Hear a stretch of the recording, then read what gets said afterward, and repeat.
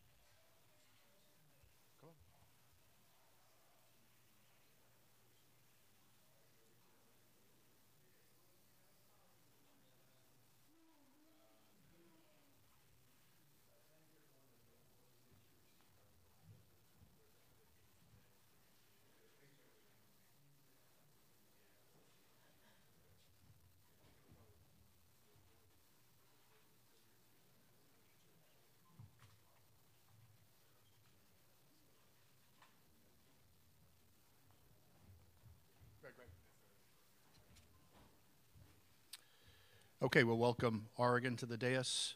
We'll have Coach Altman, Lewis King, and Paul White will join us here.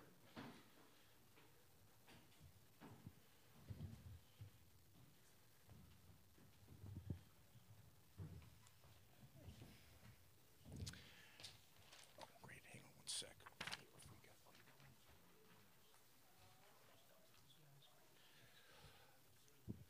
Okay, welcome, Oregon. Coach Altman will have you give an opening statement, then we'll open it up to questions to the student athletes, excuse them, and then you can take questions after that. So we'll hand the floor over to you.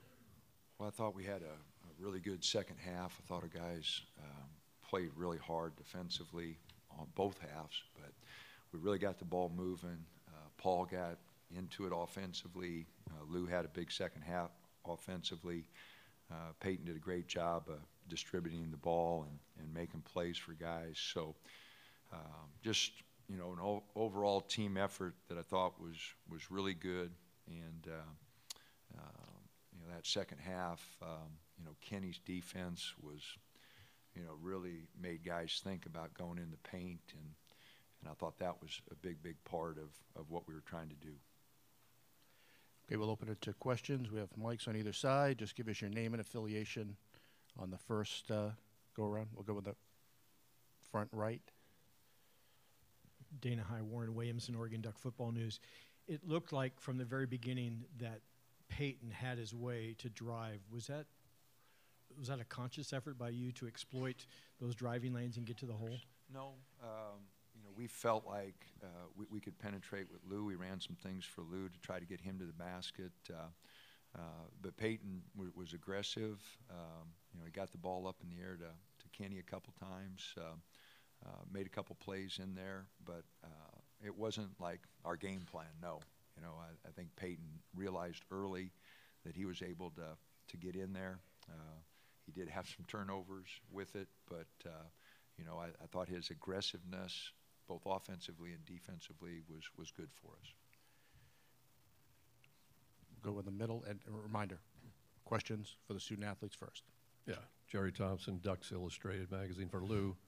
Have you been in a situation before, it looked like where you were fighting through some pain maybe, and can you remember a situation in other big games, and how did you do that? I could go back to the Arizona State game in Pac-12 tournament. You know, I just, you know, kept fighting through it. You know, I know that we needed that win, and then, you know, fighting adversity and, you know, missing shots, and, you know, I felt like playing defense was just going to get us the win. Additional questions?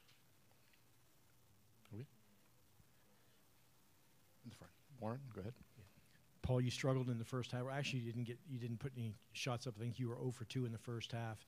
Did you come out expecting to try more offense, in the second half? Was that something, since you were scoreless in the first half?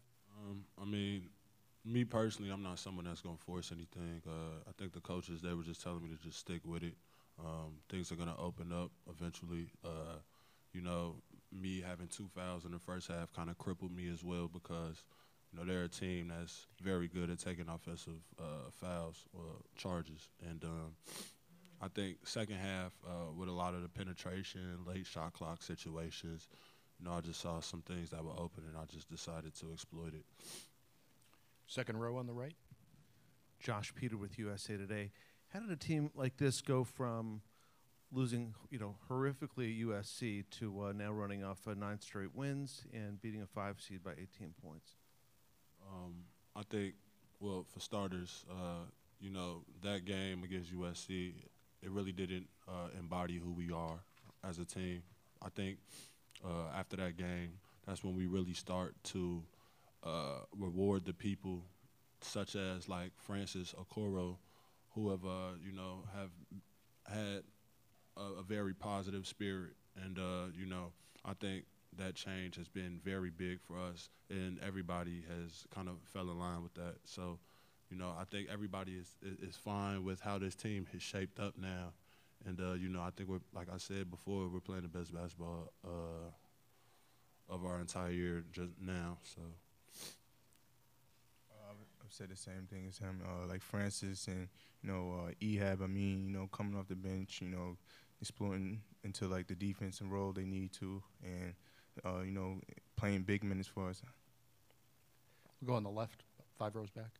Bill Breaker, KWVA Sports. For both of you, you turned a team that averages about 9.5 turnovers a game to, 15. I mean, defense has been big the last 9 games, but especially today in the second half. Talk to me about that. In the first half, we lapped on some of the open shots. We didn't contest, get out on the open shooters. We went into the locker room. We talked about it, came out the second half, ready to roll. yeah, I think coming out in the second half, I'm not sure what were the turnovers each half, but I know it was big for us going into the game that we get deflections. They're a very good team, especially Ethan Happ, who's able to see over defenses and kind of exploit some of the mismatches. So I think for this game, we just wanted them to think twice about making a easy pass or kind of cut off some of those lanes. And I think it kind of turned out well for us. Go middle, 3rd row. Yeah, you just touched on it, but did you kind of sense it was kind of like the Washington game, close at the first half and a chance to break out? And what was the message from Coach at the end of the first half when it was so close? It was a tie game at the end of the half. He said we playing the best basketball we playing, and we didn't want it to get any higher than it was. And coming out in the second half, we knew we had him. Yeah, I think we talked about the Washington game at halftime. We said we've been in this position before, so we had a very big spark with Kenny being a defensive threat that he is in that second half, and I think that really set the tone. Front right again. For both you guys, I'll start with Lou. Good interior defense on Happ. I think you had 2 or 3 blocks there late in the second half where he tried to wheel inside. Huge part of your game is rim protection. Did you sense that in that second half, that they were being frustrated when they would go to the goal? Ethan, he's a good post player, so he likes to go baseline. We read that from the first half, and leading over to the second half, we didn't want that to keep on happening, so we obviously read him, and he turned the ball over multiple times. Yeah, I think one thing that we talked about was the moves that he was making whenever he was sensed maybe a second defender coming his way. We did see that he loved the baseline. So we try to take that away and kind of force him to make a play either for others or kind of just shoot over someone. And I think Kenny did a great job of timing whenever he was going to go up. And, as a player, when you have somebody that athletic that you're facing, you think twice about certain shots that you take. certain passes that you make. So I think that second half, you know, we kind of planted that bug in his head. If I mean, and you know, he's like I said, he's a great player, but you know, I think we did a good job team-wise defensively. Okay, we'll excuse Lewis and Paul, and then we'll turn it over to Coach Altman for questions. You guys good? Thank you. All right, we'll go in the front row to the left. Tom Fitzgerald, San Francisco Chronicle. Coach, can you talk a little bit about the defense that you folks put on Hap? And he had 12 and 8 or something like that, well below his averages. The players talked about keeping him from going to the baseline, but what was the plan going in? Well, any time we had an opportunity to double him, we wanted to. You know, he's probably best as a playmaker. The thing that I'm probably most happy is he didn't have the 5 assists that he averages. You know, 0 assists and 5 turnovers. So he's a phenomenal passer in there, and you know, we wanted to make sure that when we did double him, our hands were high, that he couldn't get it out of the double easy. We made some mistakes on him a couple times where we didn't rotate over, but for the most part, you know, I thought our guys really were aware of him. And then Kenny, you know, got a couple of his shots, and I think that helped us, you know, put a thought in his mind. So just a really talented young man that averages 17 and 10 and 5 assists, and we were able to hold him under all those numbers today. And I thought Kenny was a big part of that, but I thought our guys, just their awareness of where he was a big factor. Far left, fourth row. Josh Dubow, Associated Press. And how has Peyton's leadership and play just sort of led you guys during this run you're on right now? Man, he's been phenomenal. I mean, he went through a stretch there. We struggled a little bit, and man, he's been unbelievable. His aggressiveness, offensively and defensively, his leadership, toughness. You know, he's been on another level here, and so really happy for him. Like I said, he went through the struggles like we all did during the year, but man, is he playing some basketball. That was a heck of an effort. Like I said, if he'd have got a couple of those passes up a little bit more, out of his hands a little quicker, and cut down his turnovers, you know, I couldn't have bitched about anything. You know, he played that good, and so again, we've made a big jump because of him, and then just the cohesiveness of the group, you know. And man, it's been so much fun coaching them this last month, and just because they're all in, and they're all trying to help the team. Go on the right, fourth row back. Sam Pasco, KXSF. Coach, you guys were on absolute fire in the second half, 17 for 24 from the field, 5 from 6 from the 3. How much momentum does that give you heading into Sunday's game against UC Irvine, who kind of had to struggle for their win? It's a different game. You know, we'll put this one to bed really quick, get to work tonight on Irvine, and you know, I told our guys, don't look at numbers. You know, that's one thing about Siege. People look at numbers, and man, you can't do that. You know, they've won what, 31 games, haven't lost forever. You know, I don't care. You know, that's so. And they beat a good Kansas State team that we scrimmaged in the fall, and we know how good Kansas State is, how athletic they are, and so you know, we know we're going to have to play. And our guys, I told them, you know, we enjoy this one until we get on the bus and leave the building, and then we got to start thinking about Saturday. Unfortunately, you know, our league plays that Thursday, Saturday. You know, we're used to one day off, so hopefully our guys will get the recovery and bounce back quickly. Go on the right, second row. Did you? Josh Peter with USA Today. Have you ever had a team flip the switch like this late in the season? Was there anything to suggest it was coming? No and no. You know, I'm really surprised. You know, I'm happy for the guys, and I am very proud of them. But I am surprised. You know, we could never get on the same page. And I kept telling them, you know, we got none of this, guys. You know, and and they didn't have that between themselves. You know, we just weren't on the same page, and how quickly it changed. And you know, I'm just happy for the guys, because you know, we started October 1. You know, we're coming up on April 1. That's 6 months, and when you go through the frustration of injuries and losing guys, you know, Kenny breaks his jaw, Paul's got a bad ankle, Lou's recovering from knee surgery the first 10 games, we lose both. You know, there's a lot of frustration. Guys want to play, and you know, nothing clicked.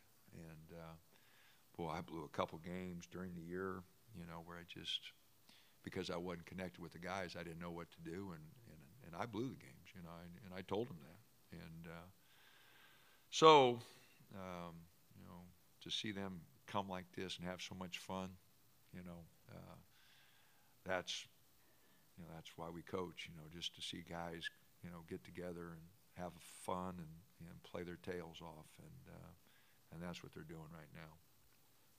Front row on the right. That was actually my question, but I was going to ask, are you even amazed more so now that they've strung out 9 wins and the way that they've elevated their game from back then to where they are now? Does that even amaze you? You've been in the coaching game for so long.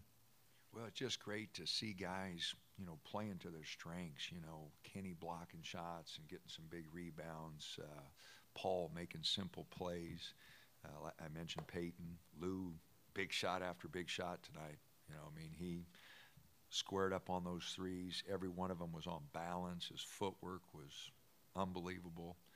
So to see guys playing at that high level, you know, Will had a couple turnovers the first half, but man, his second half, he stuck his nose in there and got some rebounds.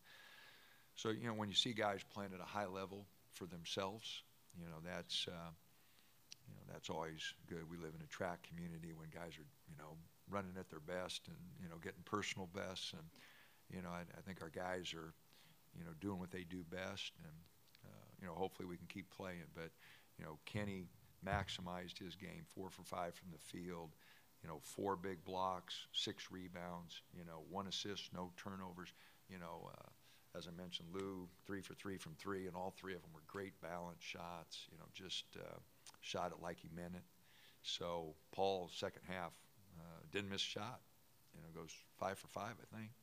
So, no, it's just, and like I said, Will, Peyton, you know, just good job. Hab's given us some defense. Got a little carried away with himself offensively, but you know, I like our guys, and you know, we're going to need Victor and Miles to stay ready, because you know, it's a long tournament. Foul trouble. I thought we may get in a little foul trouble today. You know, Peyton picks up 2 in the first half. Paul has 2 in the first half. You know, we had a little foul trouble there, and guys, you know, you're in the tournament, got to play with it. You know, we're going to play with it. You know, and so really happy for the guys. Okay, thanks, Coach. We'll end it there. All righty, thanks. Thank you.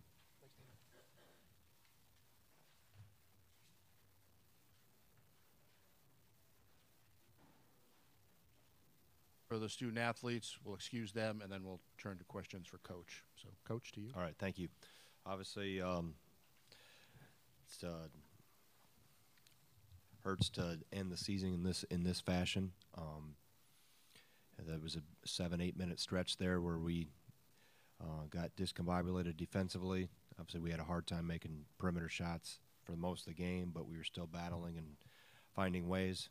But then we had 3 or 4 possessions consecutively where we didn't get good looks or turned it over, and they were able to capitalize, and then they get separation. It's hard to play from behind against a good team. So we knew that coming in. We had to making shots was going to be a big component and a big part of what we do in order to have success against the zone and to try to loosen them up a little bit. I thought we had some good looks, but not able to make them go down, and then obviously defensively some breakdowns that are uncharacteristic of us all year. Extremely proud of our group of seniors and what they have done for the program, how they've got us back to this position, and I know the younger guys will learn from that and continue to carry it forward. Okay, we'll take questions. Just name and affiliation for your first question. Ethan Ryan Leong with Associated Press Broadcast. What would you say was the difference there in that second half? You guys were tied in the first half, and then what happened after that? We got a little out of character on the defensive end. I think Coach mentioned it briefly about how, you know, our defense has kind of held us together all season long, and then for that stretch there, it kind of went away from us, and, you know, we can't be trading buckets. And then there was a couple times we came down and we didn't score, and they were hitting threes, and that's kind of how that lead grew. Go on the left, fourth row.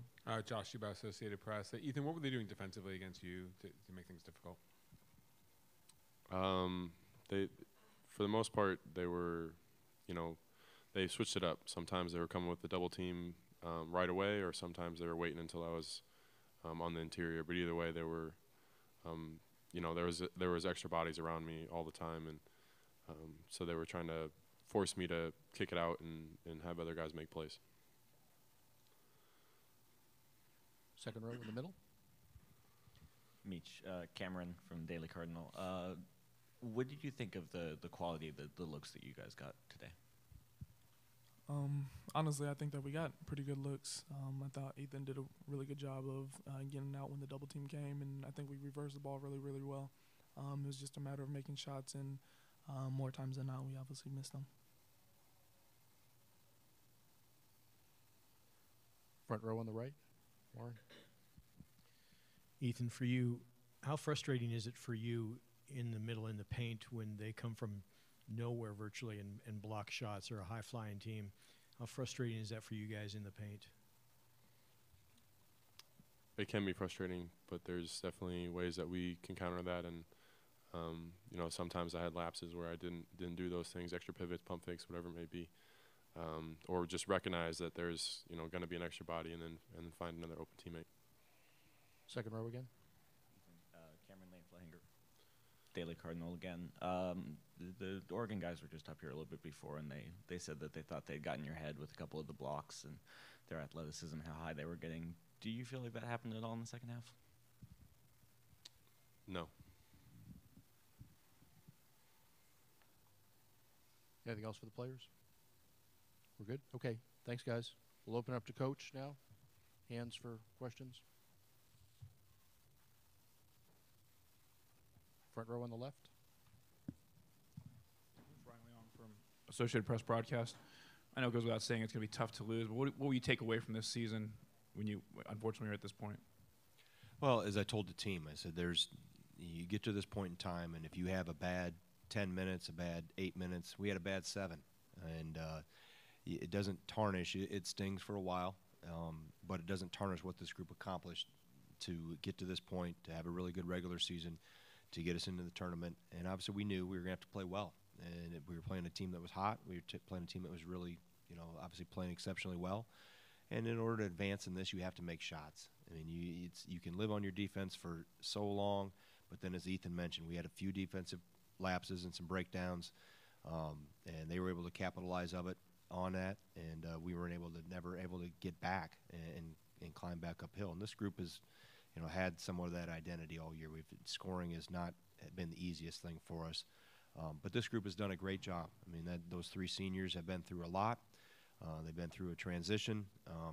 They've understood, you know, what it takes to get back to this, and they've committed themselves to it, and I think have left a very good legacy in terms of the younger guys behind them, what it takes to play at a high level and to be very competitive and, you know, put yourself in position to get back here again down the road. So, you know, I thought they battled through a lot this year, and unfortunately, like I said, you have a bad stretch and only one team goes on. It's not you don't get to play a series. So this group did a good job the older guys did a good job of showing the way for the younger guys and reestablishing how we need to do things at Wisconsin. We'll go on the right, second row. Josh Peter with USA Today. I know Ethan said that the blocks did not get into his head, but curious on what you thought about Oregon's athleticism and just its impact on the game. Yeah, I thought they plugged gaps. You know, it's one thing to watch on tape and get a feel, but I thought they squeezed the floor even when there wasn't a block shot, so to speak. They had bodies around. There was a presence around. And in order to counter that, you have to be able to make some perimeter shots to loosen them up and to get them second-guessing, whether they come as quickly, come as hard, come as far. And that's what we weren't able to do. And that's what this group kind of been the Achilles heel here the last month. We haven't shot it well from the perimeter. So, they did a good job. I don't know if the blocks were the end-all, be-all in the game, but I thought their presence and how they were able to squeeze the paint, and we weren't able to counter and make them pay for that, was a big difference. Second row again. Cameron Lane Flehinger, Daily Cardinal. It looked like Ethan took it pretty hard at the end of the game, and he's a guy who puts a lot of pressure on himself normally. Have you said, or was there anything you said to him in particular about this game or his career ending? Well, I think anybody that's committed this much to their career over 5 years would take it hard. I mean, that's natural. He's invested an awful lot into his personal game, into our program. He's been extremely committed to improving and helping those younger guys grow through last year and this year. So I would expect nothing less than him take it hard, as all our seniors are taking it. And I think, the things I passed on to him and the other two guys, Khalil and Charlie, was thank you. I mean, that's the biggest thing, is thank you for all you've done. It hurts right now. It doesn't feel good right now, but you'll look back as time goes on and realize that you did a lot of really good things and had a great experience, and the program's in a better position because of your impact on it. And so that's the biggest thing, is just thank them for what they've done, because they've all committed an awful lot over the last 4 or 5 years. On the left, fourth row back. Steve Mims with the Register Guard. Greg, is that kind of the definition of a tough 12 seed when you get a Power 5 conference champion that's coming in winning 8 in a row? Yeah, I mean, numbers, you can throw numbers out. We've been a 12 and won, and we've been, a 2 and gotten beat.